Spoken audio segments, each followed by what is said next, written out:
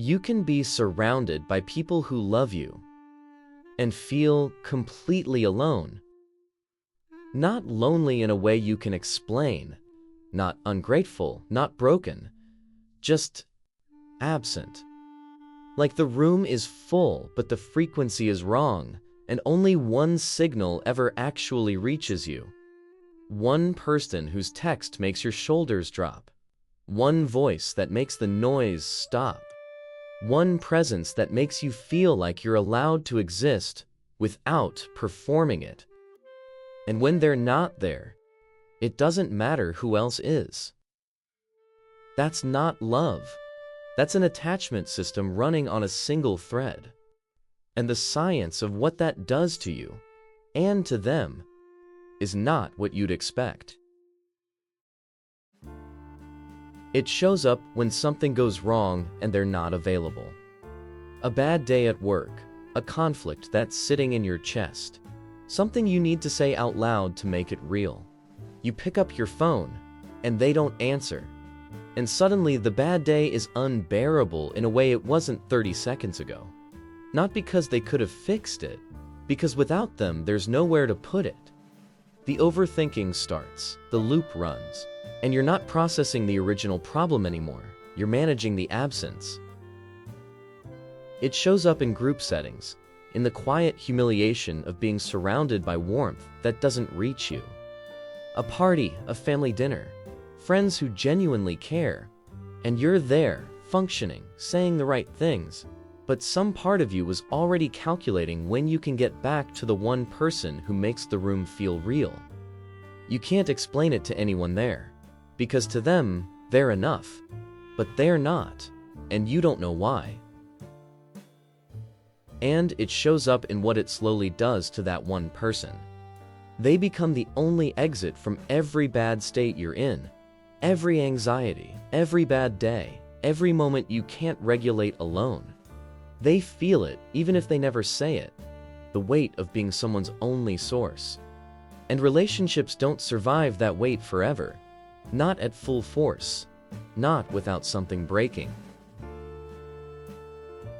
In 1987, psychologist Cindy Hazan and her colleague Philip Shaver at Cornell University published a paper in the Journal of Personality and Social Psychology that changed how researchers understand romantic relationships forever.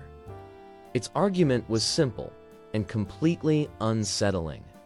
Romantic love, they proposed, is not a unique human emotion. It's an attachment process. The same neurobiological system that bonds an infant to its caregiver, the system built for survival, for proximity seeking, for felt security, is the same system running inside every adult relationship. Their paper has been cited over 10,000 times. It is one of the most influential studies in the history of social psychology. And what it means for people who only feel loved by one person is this: you're not choosing that person above others. Your attachment system is.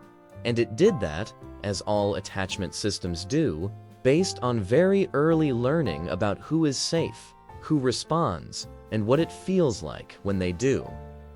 Now here is where it gets darker. Mario Mikolincer and Philip Shaver at Bar Ilan University in Israel, in a research program spanning multiple studies published in JPSP and affiliated journals, starting in 2003, documented what they called the broaden and build cycle of attachment security. Their work showed that when an attachment figure is available and responsive, the nervous system doesn't just feel better, it opens.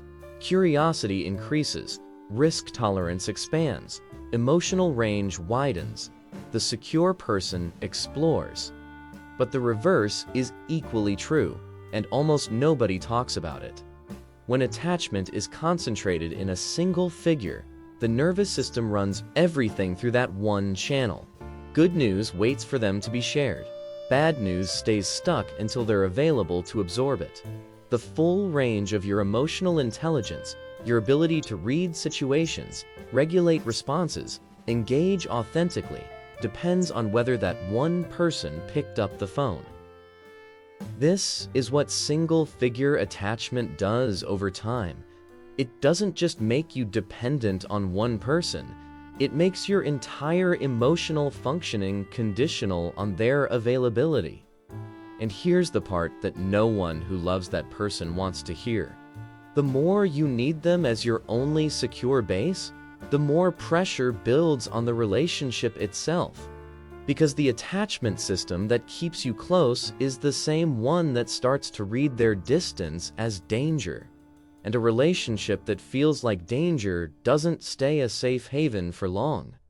Now here's what you can actually do about it. The first addresses the nervous system's habit of routing everything through a single channel.